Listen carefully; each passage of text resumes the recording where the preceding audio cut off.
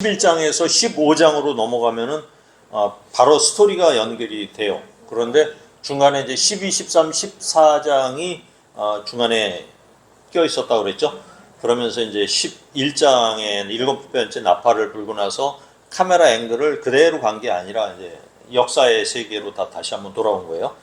과거부터 미래까지 왜 이런 일이 있는지, 그 다음에 앞으로 일어날 일에 대해서 영의 세계의 관점에서 요 13, 12, 13, 14장이 다시 이야기를 해줘요. 그래서 요한계시록 읽을 때 12, 13, 14장을 이해를 하고 나야 요한계시록이 뚫려요. 그렇지 않으면 요한계시록이 안 뚫립니다. 그 다음에 영의 세계에서 본 이런 환상적인 것이 현실 세계에서 그대로 나타나서 서로 연결이 된다 하는 것을 우리가 알아야 되는 것입니다. 12장에서는 지난주에 여자와 용의 이야기를 했습니다. 여자는 이스라엘을 상징한다 그랬고요. 해산하려는 아이는 예수 그리스도를 상징한다고 했습니다. 용이 아이를 못 낳게 회방을 하거나 나오면 잡아삼키려고 이렇게 호시탐탐 노리고 있었죠. 역사적인 사건을 통해서 보면은 이스라엘을 핍박하거나 예수 그리스도를 핍박하는 장면이 많이 있습니다. 이스라엘을 통째로 망하게 해도 되죠. 이스라엘을 망하게 하는 시도. 그 다음에 예수 그리스도의 사역을 원천적으로 봉쇄하기 위해서 사탄이 꽤나 많은 열심을 역사상에 내쓰는 것을 기억을 합니다. 그러면서도 예수님께서 태어나시고 말씀도 전하시고 승천하시면서 용의 계략이 실패로 돌아가고요. 용은 화가 머리끝까지 치밀어서 하늘로 쳐들어갔습니다. 사실상 미친 짓이지요. 당연히 천사장 미가엘에게 피하면서 하늘에 있을 곳을 얻지 못하고 땅으로 쫓겨나 버리고 말았어요. 그래서 하늘나라에서는 사탄을 물리치고 승리를 했지만 지상에서는 이 사탄이 내려와서 못된 짓을 하게 될 것을 생각하니까 매우 안타까웠습니다. 지상에서는 성도들이 믿음으로 이제 승리를 해야 돼요. 사탄이 막 역사를 하기 때문에. 그래서 순교자가 많이 나오게 됩니다. 그만큼 이 지상에서는 영적인 전투가 치열하다는 증거죠. 용은 또 여자를 삼키려고 이스라엘 삼키려고 막 물을 토해요. 물을 토해서 떠내려가게 하려고 하는데 땅이 발라져서 입을 벌려서 물을 삼켜버리고 구원을 해줍니다. 역사의 장면을 통해서 보면은 이스라엘을 삼키려는 많은 사건들이 있었지만 하나님께서 보호해 주셨던 것을 알 수가 있어요.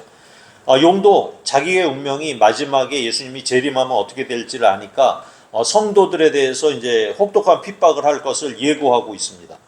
이게 바로 지난주에 배운 우리 12장의 대략적인 요약이었습니다. 오늘 13장은 이 역사의 흐름 속에서 용과 짐승의 관계는 무엇이냐, 또 그는 무엇을 하려고 하는 것이냐, 그것이 세계의 역사에 무엇을 의미하는지 이것을 우리가 오늘 알아보도록 하겠습니다. 어떻게 성도가 핍박을 받게 되고 성도는 이 일로 인해서 얼마나 고통스러워하는지 오늘 다 말씀을 통해서 확인을 해보도록 하겠습니다. 1절 2절입니다. 시작. 내가 보니 바다에서 한 짐승이 나오는데 뿔이 10이요 머리가 7이라 그 뿔에는 10 왕관이 있고 머리에는 신성 모독하는 이름들이 있더라. 내가 본 짐승은 표범과 비슷하고 그 발은 곰의 발 같고 그 입은 사자의 입 같은데 용이 자기의 능력과 보좌와 큰 권세를 그에게 주었더라. 바다에서 한 짐승이 나왔대요. 요한은 한 짐승이 나오는 장면을 묘사를 했고요. 그 다음에 짐승의 생김새에 대해서 이야기를 하고 있습니다. 그래서 바다라는 것은 열국, 여러 나라, 많은 나라를 의미하고 있어요. 이거는 친절하게도 요한계시록 17장에 물에 대해서 이렇게 해석을 해주고 있는 장면이 있어요. 계시록 17장 15절입니다. 같이 읽어보겠습니다. 또 천사가 내게 말하되 내가 본 바 음녀가 앉아있는 물은 백성과 무리와 열국의 방언들이니라. 여기 무리라는 것이 백성과 무리와 열국의 방언들이다 하고 해석을 해주고 있습니다. 많은 나라들 중에서 짐승이 나온다라는 의미가 되겠습니다. 짐승은 뿔이 열이에요. 뿔이 열. 그러면 우리는 이제 느끼는 게 권력이 상당하겠구나, 권세가 상당하겠구나 이런 걸 깨닫게 되는 것이죠. 머리가 7이다. 그러면 무엇을 느끼게 될까요? 우리는 머리가 7이니까 얼마나 지혜롭겠어요. 지식이 얼마나 해박하겠어요. 7개의 머리에 들어있는 그 용량이 엄청나겠죠. 10개의 왕관이 있다는 것은 많은 나라의 임금들이 여기에 속해 있다는 얘기가 되겠습니다. 그런데 모두가 이렇게 한 가지로 하나님을 비방하고 예수 그리스도를 조롱하는 신성 모독을 한다는 거예요. 이 짐승의 모습은 표범과 비슷하고 곰의 발 같고 사자의 입 같은데 라고 표현하고 있습니다. 근데 이 짐승의 모습을 이해하고 이게 역사적으로 무엇과 연관이 되는 걸 알아보려면 성경으로 풀면 돼요. 다니엘서를 보도록 하겠습니다. 다니엘서 7장에 나오는데요. 시작. 큰 짐승 넷이 바다에서 나왔는데 그 모양이 각각 다르더라. 첫째는 사자 같은데 사자에게 나오죠. 독수리에 날개가 있더니 내가 보는 중에 그 날개가 뽑혔고 또 땅에 들려서 사람처럼 두 발로 서게 함을 받았으며 또 사람의 마음을 받았더라. 또 보니 5절 다른 짐승 곧 둘째는 곰과 같은데 그것이 몸 한쪽을 들었고 그 입의 이 사이에 새 갈빗대가 물렸는데 그것에게 말하는 자들이 있어 이르기를 일어나서 많은 고기를 먹으라 하였더니 그 위에 내가 본즉 또 다른 짐승 곧 표범과 같은 것이 있는데 그 등에는 새의 날개 넷이 있고 그 짐승에 또 머리 넷이 있으며 권세를 받았다. 또 7절 내가 밤 환상 가운데 그 다음에 본 넷째 짐승은 무섭고 놀라우며 또 매우 강하며 또 쇠로 된 큰 이가 있어서 먹고 부서뜨리고 그 나머지를 발로 밟았으며 이 짐승은 전에 모든 짐승과 다르고 10뿔이 있더라. 다니엘이 본 짐승의 이 환상은 다니엘 시대에서부터 앞으로 일어날 여러 나라들에 대한 것을 알려주었던 거예요. 첫 번째 사자는 바벨론을 의미해요. 이게 지금 다니엘은 바벨론의 포로로 붙잡혀가 있는데 느부갓네살을 얘기할 때 사자 같다 이렇게 얘기를 하는 것입니다. 그 다음에 두 번째 곰은 페르시아를 얘기해요. 페르시아 그냥 먹으려고 하는 거야. 이 갈빗대를 세 대를 물고도 부족해서 계속 먹으려고 대드는 그 현상을 보여주고 있어요. 그 다음에 이 세 번째 표범은 헬라를 의미해요. 헬라는 알렉산더 대왕의 나라였습니다. 얼마나 빠른 시간에 전 세계를 정복하고 나간뒤 10년 만에 전 세계를 정복했던 게 바로 이 헬라예요. 그래서 표범이라고 해요. 표범은 머리가 몇 개다? 4개였습니다. 이것은 무엇을 의미하느냐? 알렉산더가 죽고 4명의 왕이 나라를 분할 통치할 것을 갖다가 여기서 보여줬던 거예요. 네 번째 짐승은 무섭고 놀라우며 매우 강하고 큰 이가 있다고 써 있어요. 바로 로마 제국을 의미해요. 그러니까 로마가 철기로다가 무장한 나라에서 전 세계를 철권으로 통치를 했던 나라니까. 마지막 시대에는 이런 여러 제국들이 나타난 이 짐승이 나타나게 된다는 거예요. 사탄은 이런 모습을 한 짐승에게 자기의 능력과 보좌와 큰 권세를 주게 돼요. 그러니까 사자처럼 강력하고 곰처럼 우직하고 표범처럼 날렵하고 쇠의 이빨을처럼 막강함을 구비한 어떤 세력이 등장하게 될 것이다라는 얘기예요. 다니엘의 예언은 당시에는 이제 바벨론밖에 없었잖아요. 그죠? 뒷나라들은 없었지만 사도 요한 당시에는 또 그때부터 한 5, 600년이 지나니까 사도 요한 당시에는 로마까지 이미 등장을 해서 예언이 다 이루어진 상태예요. 그러니까 요한이 이때 본 계시는 앞으로 지금 시대에 있을 것을 요한이 봤다는 얘기예요. 3절 4절을 볼까요? 시작. 그의 머리 하나가 상하여 죽게 된 것 같더니 그 죽게 되었던 상처가 나음에 온 땅이 놀랍게 여겨 짐승을 따르고 용이 짐승에게 권세를 주므로 용에게 경배하며 짐승에게 경배하여 이르되 누가 이 짐승과 같으냐 누가 능히 이와 더불어 싸우려 하더라. 아까 짐승의 머리가 7개가 있다 그랬죠. 7개의 머리 중에서 하나가 상하여 죽게 됐다는 거예요. 하나가 상하여 죽게 됐는데 다시 기사회생을 한 거예요. 기적적으로 살아난 거예요. 그리고 이것을 본 세계의 많은 사람들이 경탄하면서 이제 따르게 됐다는 거예요. 더 강력한 권세를 이 짐승에게 주니까 사람들은 용도 경배하고 이 짐승도 경배를 하게 됩니다. 짐승에게 어떤 누구도 대적할 자가 없는 막강한 세력이 형성이 되는 거예요. 5절 6절까지 보겠습니다. 시작. 또 짐승이 과장되고 신성 모독을 말하는 입을 받고 또 42달 동안 일할 권세를 받으니라. 짐승이 입을 벌려 하나님을 향하여 비방하되 그의 이름과 그의 장막 곧 하늘에 사는 자들을 비방하더라. 42달 동안 일할 권세를 받았다는 것은 한시적으로 일정한 기간만 권한을 받았다. 그런데 이 입에서 신성 모독을 얘기를 해요. 그러니까 하나님의 이름에 대해서 신성모독을 하고요. 그의 장막, 하늘의 장막에 대해서, 그리고 하늘에 사는 자들을 비방을 해요. 뭐 이런 거겠죠. 하느님은 없다. 우연히 생긴 것이다. 예수는 사생자다. 하늘에 예배라는 것은 없다. 뭐 천사들이 어디 있느냐. 죽으면 천국 가는 것이 아니고 영혼은 사라지게 된다. 하는 등 성경과 반대되는 이야기를 해서 그것을 믿게 만드는 그런 경우도 있겠죠. 이걸로 가장 많은 열매를 맺은 것은 바로 진화론이에요. 진화론, 이상하게도 진화론은 과학적이고 창조론은 미신적인 것이라고 과학자들이 얘기를 해요. 그런데 사실상 이렇게 자세히 이렇게 뜯어보니까 진화론은 모두 가설뿐이에요. 증명된 것이 하나도 없는 거예요. 진화론은 과학적이 아니라는 얘기예요. 그런데 인간이 진화를 한다면은 지금쯤이면은 뭐 원숭이하고 사람 사이에 어떤 중간 비스무리한 뭐가 나와서 주민등록을 하러 와야 되잖아요. 근데 전 세계를 아무리 훑어봐도 중간 존재라는 것들이 존재하지를 않아요. 진화론자들은 단지 주장하는 것은 어디 아프리카 땅을 팠더니 이상한 뼈다귀 몇 개 주워와서 이것이 인류의 조상이다 하는 그 정도밖에 없는 거예요. 지금 현재로는. 근데 과학자들이 이상하게 그걸 신봉을 해요. 도저히 이해가 안 가는 것도요.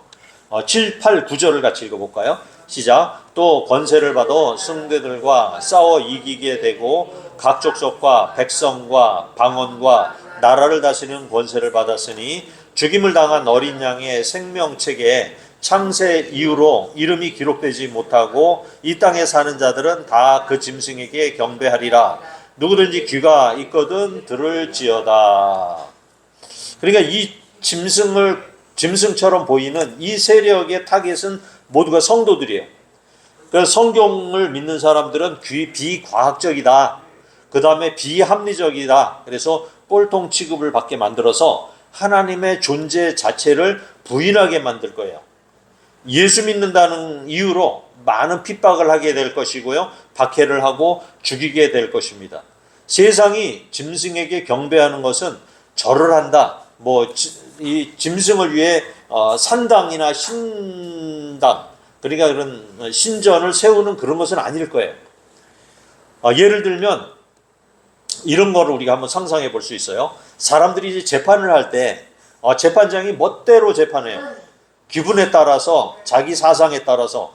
그리고 편파적인 재판을 하게 된다면 나중에는 이제 재판장 아무도 안 믿을 거 아니에요. 나라에서 그렇게 재판을 진행되면 나중에는 재판을 AI가 하게 될 거예요. AI, 컴퓨터가 재판장이 되는 시대가 올지도 몰라요. 감성이 좀 필요해서 재판에는 그런 감정적인 부분도 좀 고려를 해야 되겠지만 모든 사람들이 다 공정하다고 느끼지는 않는 거예요. 그래서 이제 그럴 날도 오지 않을까 이렇게 생각을 합니다. 지금도 이제 재판이 공정하지 않다, 검찰이 공정하지 않다 이런 얘기가 너무 많잖아요. 지금도. 그렇다면은 누구는 기소를 하고 누구는 기소를 하지 않고 하는 이 편파적인 부분 해결하려면 결국은 컴퓨터가 일어나서 죄의 항목을 쭉 나열하면 이 사람 기소해라 마라 이렇게 하지 않을 거예요. 재판도 그렇게 그냥 그 원칙대로만 하면은 문제가 없겠죠. 그런데 바둑도 이 컴퓨터가 바둑 두는 거 보셨어요? 이세돌이 컴퓨터가 바둑을 두는 거. 전에는 이세돌이 비슷하게 나갔는데 지금은 아예 게임이 안 된대요. 이 AI하고 컴퓨터 바둑을 두면은 이길 수가 없대요. 또 IBM이라고 아시죠? 컴퓨터 최고 큰 회사, 유럽의 IBM에서 갖고 있는 세계 최대의 슈퍼컴퓨터 이름이 바로 비스트래요. 비스트. 짐승이래요. 짐승. 그러니까 컴퓨터 이름이 짐승이에요. 그러니까 세계의 모든 정보가 다 거기에 저장이 된다고 그러더라고요. 그냥 우리 데이터, 그냥 우리들의 생년월일이고 어디가 살고 우리가 무엇을 하는 거. 그러니까 우리나라 컴퓨터에 우리나라의 슈퍼컴퓨터에 저장이 되어 있는 거는 다 IBM에 다 저장이 된다. 이렇게 얘기를 하고 있습니다. 그러니까 앞으로는 컴퓨터를 더 신뢰하게 될 것이에요. 이것이 우상이 되는 것은 아닐까 하는 생각을 해봅니다. 저도 이제 한 주에 한 번씩 영화를 보는데 영화를 보면은 컴퓨터가 다 알아. 그래서 컴퓨터가 찾아가지고 사람들 다 찾아내고 컴퓨터가 이렇게 막 뒤져서 그 사람의 과거 행적도 뒤지고 해킹을 하는 거예요. 막 국방부도 해킹하고 안기부도 해킹하고. 그래서 여기 앉아 있는 사람들은 그 모든 것을 다 볼 수 있는 해킹 능력을 가지고 있어요. 그런 영화도 요즘 많이 나오는데 가만히 보고 있으면 이게 너무 허황된 것은 아닐 것이다 하는 생각이 들 때가 많이 있어요. 이런 것을 보면 그런 거죠. 그러니까 이렇게 컴퓨터를 신봉하고 이러는 사람들은 예수 그리스도가 구원을 한다 하는 얘기가 웃긴 이야기로 들릴 수도 있다는 얘기예요. 그러니까 신이라는 것은 나약한 인간이 만들어낸 허구라고 얘기를 해요. 그 뭐 지금 유명한 컴퓨터가 애플이 있죠. 애플, 그다음에 마이크로소프트, 그다음에 구글, IBM 뭐 이런 것들이 있어요. 이 첨단의 제품을 막 내놓고 돈을 엄청나게 지금 긁어모으고 있죠. 요만한 핸드폰 하나에 막 200만 원씩 해요 지금. 요만한 기계 하나 여기 손 들고 다니는데 엄청나요. 그러니까 중고자동차 하나 살 정도로의 돈이 되는. 그 사람들은 이 갑부들은 예수를 부인해요. 예수를 믿을 게 뭐 있어? 컴퓨터가 다 알아서 하는데. 그 다음에 또 예수를 믿는다 하더라도 성경을 부인해요. 그 구닥다리 성경을 왜 믿느냐 이렇게 해요. 이런 간증은 이 사람들이 이제 앞에 나와서 강연을 하잖아요. 대개 다 들어보시면 알겠지만 자기가 이렇게 돈을 많이 벌었어. 그 다음에 사회적인 지위를 얻고 성공해서 사는 것이 바로 하나님의 축복이다. 이렇게 얘기를 하고 그것을 또 이 교회가 받아들인 거야. 그래서 교회가 돈을 많이 벌고 크게 지어야지 된다는 이 만몬주의가 또 교회를 지배하는 세상이 되고 말았어요. 이들이 각 족속을 다스리고 방언하면은 세계 여러 나라 말을 갖다가 얘기해요. 언어들을 방언이라고 얘기합니다.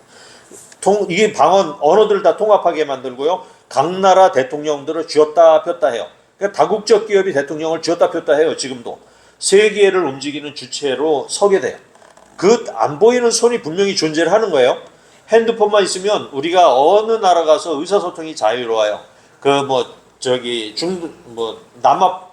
아시아, 저 동남아시아에 가서 핸드폰 어플만 깔면 그 사람들이 샬라샬라 거리면 한국말로 나와요. 또 제가 한국말로 하면은 그 나라 말로 다 통역이 돼요. 그러니까 핸드폰만 있으면 의사소통이 되는 시대를 살고 있어요. 그러니까 이런 현상과 이런 발전이 나쁘다고 보는 것은 아니지만 이런 현상으로 인해서 하나님을 떠나게 되고 배신하는 그런 것이 문제가 된다는 얘기예요. 이런 것들을 보고 다 짐승에게 경배한다. 이렇게 얘기를 하는 것이라고 생각을 하는 거예요. 그래서 사람들은 그렇게 이제 짐승에게 경배하고 그쪽에 빠져드는 사람들은 또 오늘 성경을 보니까 생명책에 기록되지 않은 자들이다. 8절에 나오죠? 아니요, 좀 전에 그냥 놔두시면 돼요. 생명책에 창세 이후로 이름이 기록되지 못한 사람들은 다 그 짐승에게 경배를 한다는 거야. 그러니까 생명책에 기록되지 않은 사람들이 경배를 한대요. 10절을 볼까요? 다음 절을 보겠습니다. 시작. 사로잡힐 자는 사로잡혀 갈 것이요 칼에 죽을 자는 마땅히 칼에 죽을 것이요 성도들의 인내와 믿음이 여기 있느니라. 그 역사의 방향이 우리 성도들을 핍박하는 쪽으로 흘러가는데 거기에 동참하는 사람들이 물론 컴퓨터도 있고 다른 종교도 있고 여러 가지가 많이 있을 거예요. 그런데 그렇게 핍박하는 사람들이 사로잡힐 사람은 사로잡혀 간다는 거예요. 이게 기독교인들은 사로잡은 사람들은 자기들도 사로잡혀 가고 칼에 우리를 죽인 사람들은 칼에 마땅히 죽을 것이다. 이거는 왜? 우리 성도들이 인내와 믿음을 가지고 살아가면 된다는 얘기예요. 그래서 이거를 사필귀정 자업자득 이렇게 얘기를 하는 거예요.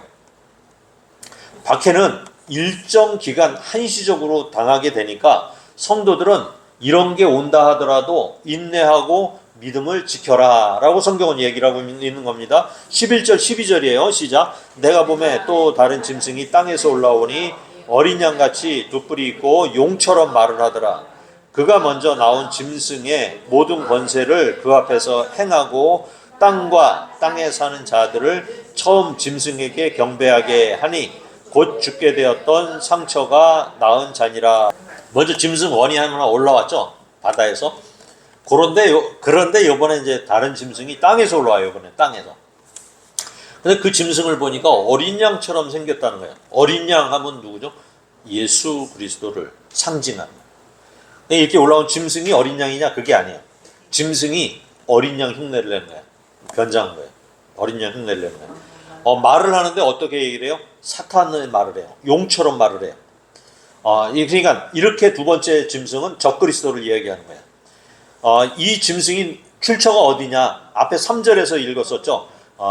짐승 원의 7뿔 중에서 하나가, 7머리 중에서 하나가 죽은 것처럼 되다가 살아난 게 하나 있었죠. 그 기억나시나요? 7머리 중에서 하나가 죽었다가 기적적으로 살아났는데 그것이라는 거예요. 지금 오늘 말씀이 그 얘기를 하고 있어요. 마지막 부분에 보니까 곧 죽게 되었던 상처가 나은 자니라. 그게 바로 두 번째 짐승이에요.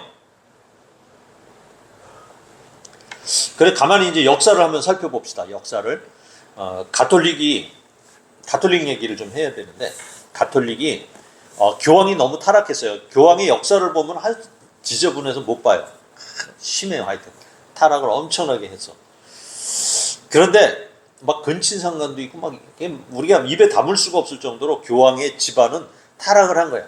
그런데 그것만 끝나고 말면 되는데 그 사제들은 다 결혼 못하게 했는데 교황은 결혼을 해서 자식도 낳고 막 사생자도 많이 낳고 그래. 그런 일이 비일비재요. 그래서 이제 이 가톨릭이 이제 거의 몰락의 지경까지 갔어요. 그래서 이제 조그만 소수의 이제 교단으로 이제 죽어 나가고 있는데, 그런데 2차 세계대전 즈음해가지고 1929년에 무솔리니 알죠? 무솔리니가 카톨릭을 갖다가 로마 중심에 이렇게 땅을 준 거예요. 로마의 중심에다가 세우고 국가로 인정하는 라테라노 조약을 맺어요. 그것으로 인해서 가톨릭이 극적으로 반전을 이룬 거예요. 그 이후로는 세계의 모든 종교를 자기 가톨릭이 지배한다는 이유로 교황이 전 세계를 지금 돌아다니고 있잖아요. 그런 포부로 다니고요. 그러니까 이 가톨릭이 바로 짐승이다 하는 학자들이 굉장히 많은 거예요. 교황도 옛날 이 교황이 지금 있는 복장도요. 옛날 이교도, 그러니까는 이교도라 그러면 이제 우상 숭배는 그런 교회 우상 숭배는 그런 종교들 얘기하죠. 교주들이 입던 옷을 입는 거야. 붉은 옷도 입고 그런 것들도. 그 다음에 모자도 바벨론에서 했던 다곤 신전에서 쓰던 제사장들이 쓰던 모자를 도입을 해버린 거예요. 그게 제사도 승인을 하고요. 그 다음에 이제는 종교 통합 운동을 해요. 그래서 무당도 다 하나님이다, 하나님을 믿는 사람이다, 이렇게 통합 운동을 걸치고 있어요. 그래서 이것이 신성모독이고 음란이고 가증한 행위다, 이렇게 우리는 보고 있어요. 근데 이 두 번째 짐승, 양의 탈을 쓴 이 두 번째 짐승의 특징은 먼저 나온 짐승을 경배하게 만들어요. 모습으로는 예수 그리스도의 사역을 하는 것처럼 보이는데 성경을 살짝 틀어서 왜곡하고 결국 믿지 못하게 하는 일을 해요. 그래서 성경은 뭐 자세히 보지 않아도 된다. 기적을 행하고 이적, 병고침, 신비현상 이런 것들을 통해서 하나님이 나타나시게 되니까 성경 글씨 읽기 힘드니까 골치 아프게 볼 필요 없다, 이렇게 주장을 해서 많은 사람이 그것에 동조하고 따르게 돼. 그 다음에 또 직통계시를 받아야 된다. 하나님은 살아계시니까 지금도 직통계시를 내려준다고 주장해서 명상을 하게 만들고요. 그것을 통해서 명상하는 도중에 들리는 그런 음성을 캐치하는 운동을 벌이기도 해요. 13절 14절을 볼까요? 시작. 큰 이적을 행하되 심지어 사람들 앞에서 불이 하늘로부터 땅에 내려오게 하고 짐승 앞에서 받은 바 이적을 행함으로 땅에 거하는 자들을 미혹하며 땅에 거하는 자들에게 이르기를 칼에 상하였다가 살아난 짐승을 위하여 우상을 만들라 하더라. 칼에 상하였다가 살아난 짐승, 두 번째 짐승이죠. 양처럼 생겨있는 그 짐승, 우상을 만들래요. 그 이적을 행하는데, 이 양 같은 짐승이 이적을 행하는데 하늘에서도 막 불이 내리게 해요. 그리고 이 살아난 짐승을 위해서 우상을 만들게 해요. 그래서 제가 보기에는 천주교에 그래서 우상이 많은가? 입구를 들어가면은 바로 마리아상이 서 있어요. 성모 마리아상 또 서 있고요. 그 옆에는 예수님의 양아버지 상이 또 서 있어요. 그죠? 천주교 가보신 분들은 알지만은 그래서 신비주의가 굉장히 위험한 거예요. 사탄으로부터 권세를 받은 이 짐승도 이런 기적을 행하고요. 많은 사람이 따르게 만들어요. 그래서 우리 교회는 기적이나 신비 체험을 중시하는 자들에 대해서 오히려 경고를 하고 주의를 많이 줘요.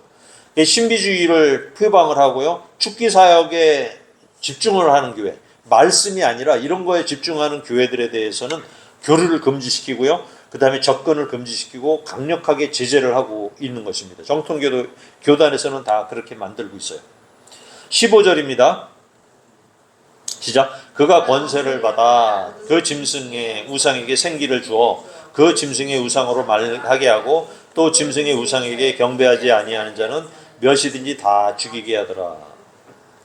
이 권세에 순종하는 사람들은 영적으로 좀 혼잡하게 되는 것 같아요. 올바르게 믿는 사람들을 정죄하고 이단으로 몰고 가고 이렇게 할 것입니다. 우상에게 경배하는가 아닌가로 너 죽을래 살래를 결정을 해요. 생과 사를 결정하게 만드는 일이 생길 겁니다. 사실상 지금도 우리는 그래요. 우상에게 이렇게 우상을 세워놓고 노골적으로 너 믿을래 말래 하면은 우리 모두는 다 안 믿죠. 왜? 이게 우상 숭배하는 거라는 걸 알기 때문에. 판단할 수 있어요. 확실하게 판단할 수 있습니다. 그래서 이 양의 탈을 쓴 두 번째 짐승은 애매하게 한다는 거예요. 애매하게. 이거 보니까 아리까리해. 기감인가? 이렇게 생각하면서 고민하고 교묘하게 우상을 숭배하게 만든다는 거예요.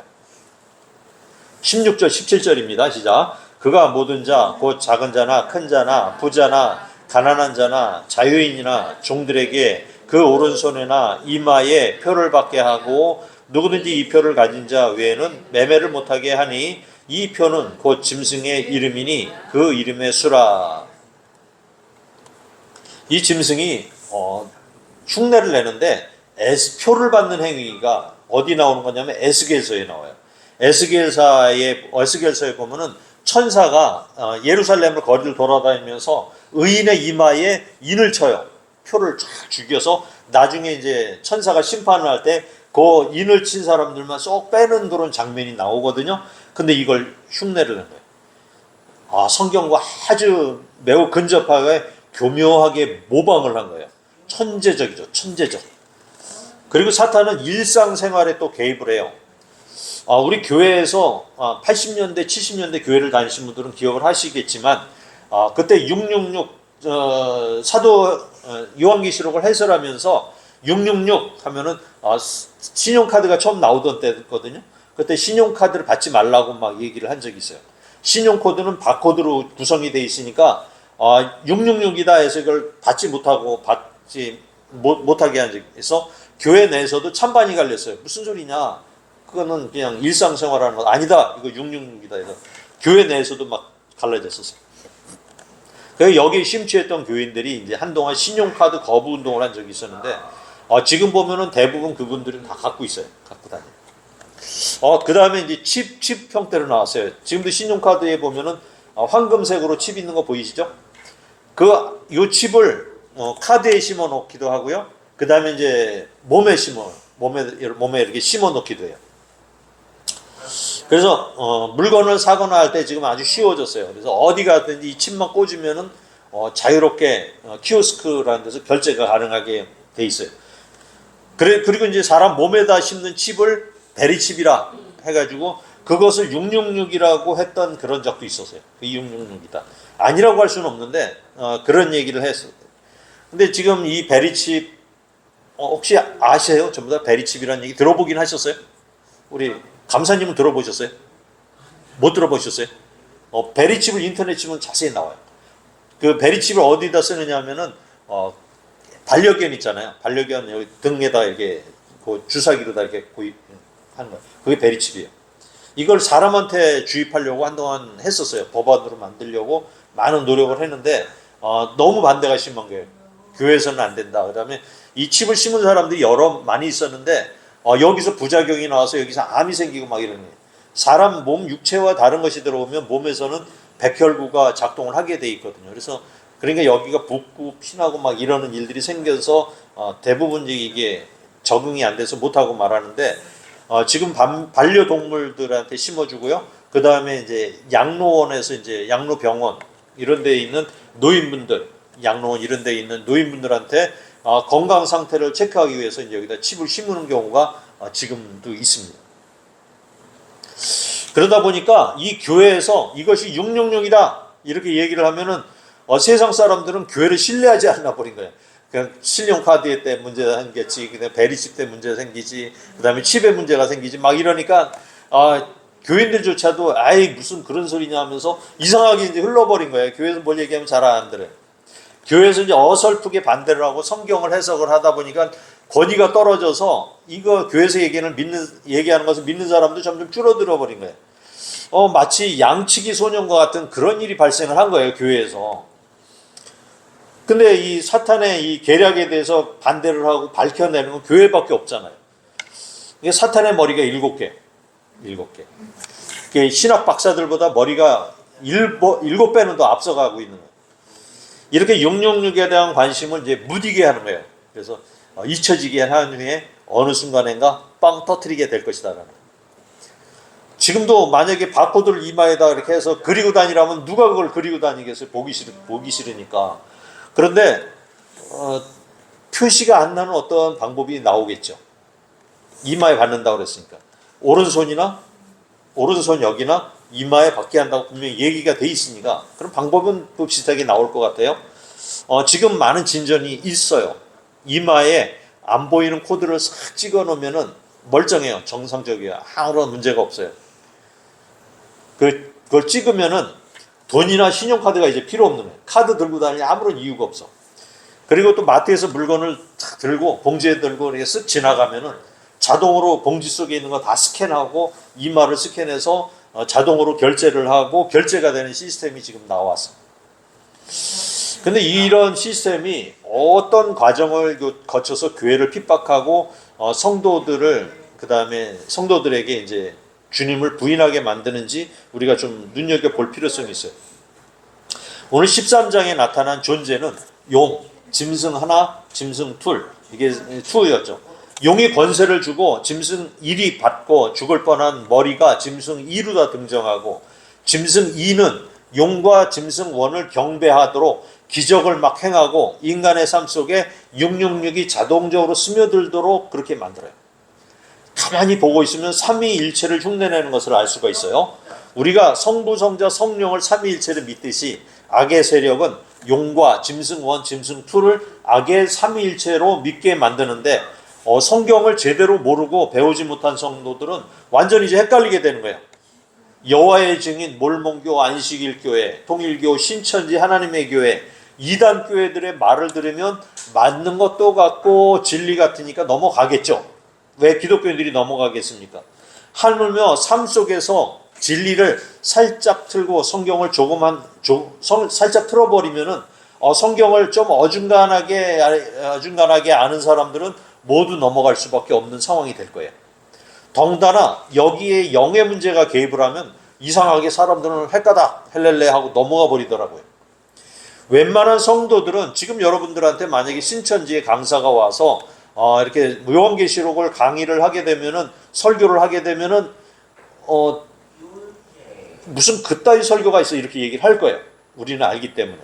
그런데 미혹된 사람들 있잖아요. 신천지 사람들에게는 대학 교육까지 받고 신학 교육까지 다 받은 사람들한테도 이렇게 설명을 하면은 이해를 못해요. 이해를 못하거나 아니면 안 해요. 이게 왜 그런가 보니까 영적인 문제인 거예요.